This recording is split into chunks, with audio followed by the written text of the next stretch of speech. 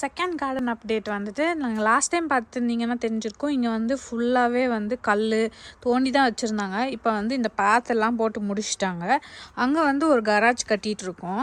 இன்னும் முடிக்கல. அது வந்துட்டு வேஸ்ட்டான பொருட்கள், இப்போ வின்டர் டயர் அந்த மாதிரி வைக்கிறதுக்காக.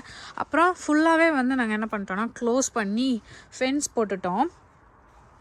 இன்னும் அந்த ஃபென்ஸில் வந்து இந்த மழை இதெல்லாம் வந்துச்சுன்னா அந்த பாசம் பிடிக்காமல் இருக்கிறதுக்காக பெயிண்ட் அடிக்கணும். ஒரு இதுக்கு அடிக்கிறதுக்கே எனக்கு உயிர் போயிடுச்சு. கொஞ்சம் நேரம் வெயிட் பண்ணிகிட்ருக்கேன். மீதியெல்லாம் பெயிண்ட் அடிக்கணும்.